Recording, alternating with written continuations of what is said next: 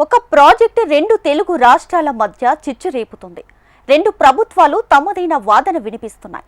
ఈ క్రమంలో దీనిపై తాడోపేడో తెలుసుకునేందుకు తెలంగాణ ప్రభుత్వం సిద్ధమైంది. తెలంగాణ మంత్రి ఉత్తమ్ కుమార్ రెడ్డి ఈ ప్రాజెక్టును తీవ్రంగా వ్యతిరేకిస్తున్నారు.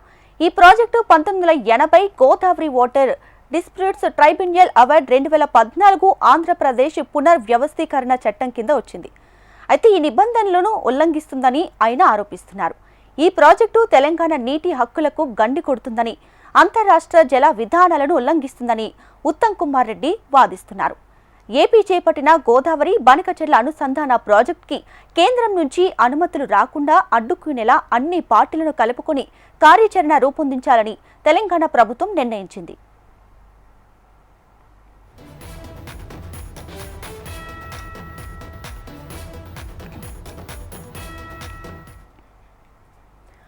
రైట్, ఇప్పుడు రెండు తెలుగు రాష్ట్రాల్లో ఒక ప్రాజెక్ట్ మధ్య చిచ్చు రేపుతుంది. సో ఆ ప్రాజెక్ట్ కి సంబంధించి బనకచెర్ల ప్రాజెక్ట్.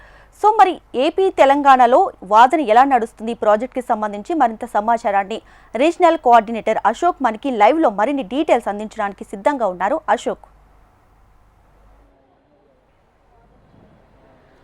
దీపిక, మనం చూస్తున్నాం ఏదైతే ఆంధ్రప్రదేశ్ ప్రభుత్వం గోదావరి బనకచెర్ల ప్రాజెక్టును చేపట్టబోతుంది. దీనికి సంబంధించిన అంశంపైన తెలంగాణ ప్రభుత్వం తీవ్ర అభ్యంతరం వ్యక్తం చేస్తుంది.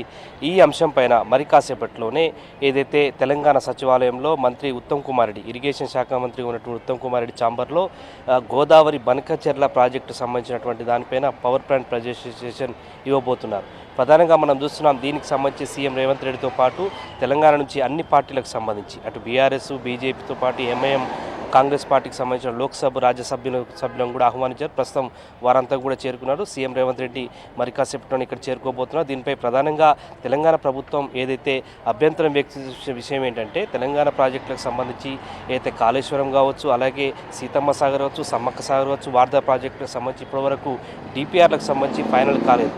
ఏదైతే 1980 గోదావరి ట్రిబ్యునల్ అవార్డుకు సంబంధించి ఆంధ్రప్రదేశ్ పునర్విభజన చట్టం 2014 ప్రకారం మొత్తం తెలంగాణకు సంబంధించి 968 టీఎంసీల నీటి వాటా రావాల్సింది. కానీ వీటికి సంబంధించినటువంటి ఎక్కడ డిపిఆర్లు కూడా ఇవ్వలేదు. కానీ ఆంధ్రప్రదేశ్ చేపడుతున్నటువంటి గోదావరి బనకచెర్ల ప్రాజెక్టుకు సంబంధించి అయితే పునర్విభజన చట్టం ప్రకారం పొరుగు రాష్ట్రంగా, ఉమ్మడి రాష్ట్రంగా అయితే కలిసి ఉన్నప్పుడు ఉన్నటువంటి, విడిపోయిన తర్వాత ఉన్నటువంటి రాష్ట్రంతో కనీసం సమాచారం ఇవ్వాల్సింది. అటువంటి సమాచారం ఇవ్వకుండా నేరుగా కేంద్రానికి, సిడబ్ల్యూసికి, అలాగే జలశక్తి శాఖకు, అలాగే ఫైనాన్స్ శాఖకు సంబంధించి లేఖలు రాయడం, దీనికి సంబంధించి ఎటువంటి సాధ్యాసాధ్యాలకు సంబంధించినటువంటి రిపోర్టు రాకుండానే డిపిఆర్ను కోరుతూ సిడబ్ల్యూసి కూడా లేఖ రాసినటువంటి సందర్భంలో దీనిపైన తెలంగాణ ప్రభుత్వం తీవ్ర అభ్యంతరం వ్యక్తం చేస్తుంది. ఎందుకంటే తెలంగాణ నుంచి మనం చూస్తున్నాం కృష్ణానది యాజమాన్య బోర్డు కావచ్చు, గోదావరి నది యాజమాన్య బోర్డు కావచ్చు, ఈ ప్రాంతాలలో ప్రధానంగా ప్రాజెక్టులకు సంబంధించి డిపిఆర్ల విషయంలో ఏపీ ప్రభుత్వం కేసులు వేసింది, కోర్టులో కేసులు వేసింది. అలాగే సిడబ్ల్యూసికి, జలశక్తికి కూడా ఫిర్యాదు చేసింది. దీనివల్ల ప్రాజెక్టులకు సంబంధించి ఆలస్యంగా మారిందని చెప్పేసి కూడా ఒక అపవాదం వినిపిస్తుంది.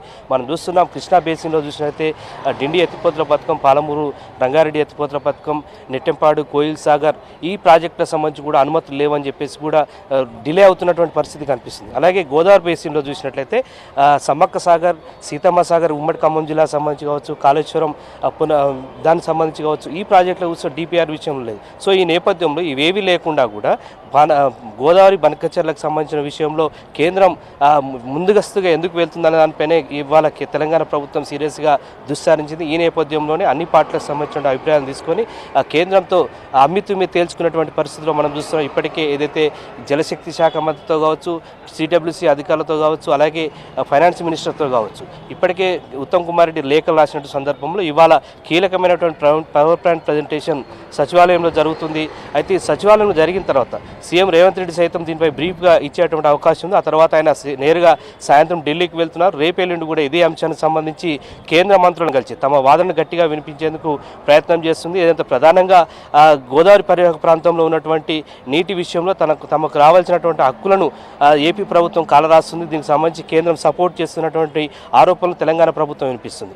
గోదావరి పేరుతో కృష్ణా జలాలను తీసుకెళ్లేటువంటి ప్రయత్నం చేస్తుందని చెప్పేసి కూడా ఆరోపణలు వినిపిస్తున్నాయి. ఈ నేపథ్యంలో ఇప్పుడు జరిగేటువంటి పవర్ ప్లాంట్ ప్రజెంటేషన్ తర్వాత అయితే అన్ని పార్టీలకు సంబంధించినటువంటి ఎంపీలు తమ అభిప్రాయాన్ని కూడా సీఎం రేవంత్ రెడ్డి సమక్షంలో ఆయా పార్టీల నుంచి కూడా వినిపించే అవకాశం ఉంది. ఆ తర్వాతనే సీఎం రేవంత్ రెడ్డి బ్రీఫ్ చేసే అవకాశం ఉంది. ఆయన నేరుగా ఈ సమావేశం తర్వాత ఆయన ఢిల్లీకి వెళ్తారు. రేపు ఎల్లుండి కూడా ఇదే అంశానికి సంబంధించి అటు జలశక్తి మద్దతుతో పాటు సిడబ్ల్యూసీ అధికారులతో పాటు అలాగే కేంద్ర ఫైనాన్స్ మినిస్టర్ని కూడా కలిసి దీన్ని అడ్డుకునేలా ప్రయత్నం చేసే ప్రయత్నం అయితే తెలంగాణ ప్రభుత్వం చేస్తుంది. ఖచ్చితంగా దీన్ని వ్యతిరేకించాలని కూడా ప్రభుత్వం భావిస్తున్న నేపథ్యం అయితే మనం చూస్తున్నాం. దీపిక.